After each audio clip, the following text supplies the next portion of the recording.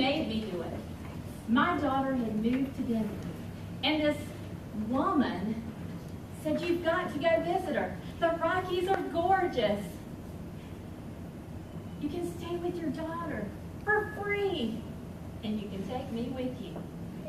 And my wheelchair, my reacher, my walker, my sock puller on her, and don't forget my pink portable potty seat. Yes, Mama. Madam Contest Master, fellow Toastmasters, honored guests and dignitaries, and anybody who's ever traveled across the country with Mama. What happens in Denver ends up in a speech. Mama's doctor had cleared her for takeoff under one condition. He said, "You have to take the Lasix. You have to. Lasix. You know those little tiny fluid pills? Yeah, you know what I mean." Mama didn't like that. I tried to convince her, "Mom, if you don't take these pills, your legs are going to blow up like balloons."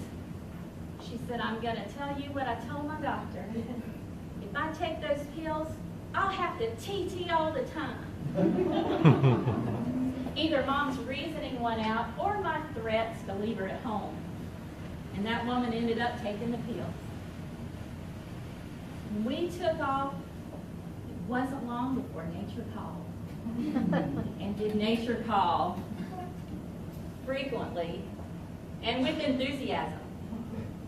I buzzed for that flight attendant. She came a-running. She'd done this before. She stood up there. Mom put her hands on her shoulders. I put my hands on Mom's shoulders. We looked like soul trains.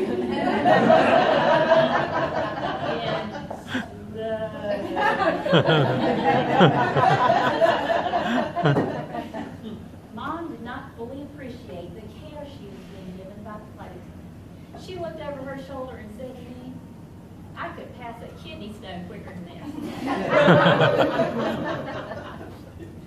That brought us to Denver, Colorado. My daughter was delightful. The Rockies were rocking. The best part was our last day there, when we went to the Denver airport to get on the flight home. We came in, I'm pushing Mama.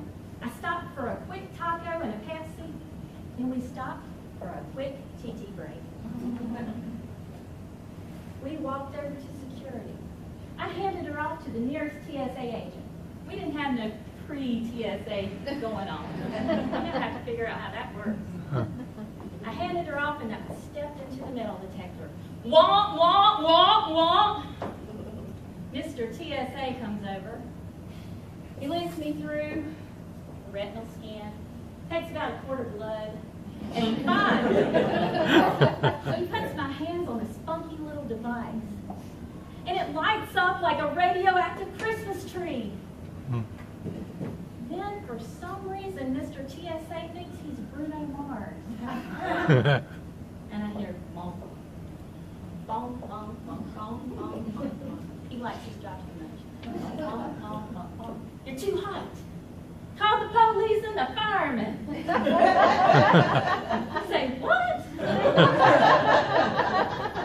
He says, "You just tested positive for explosives. And now you get to be frisked by Mrs. TSA." I looked over in the distance, and here comes Mrs. TSA. She looks vaguely like Attila the Hun.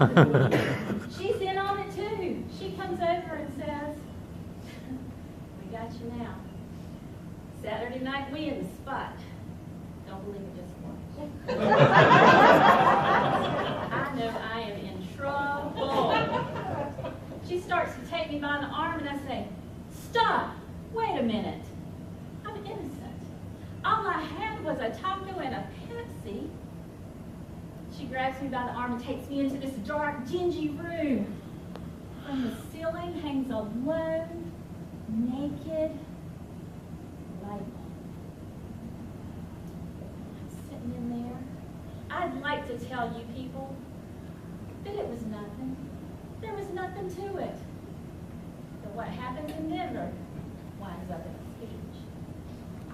It was really awkward.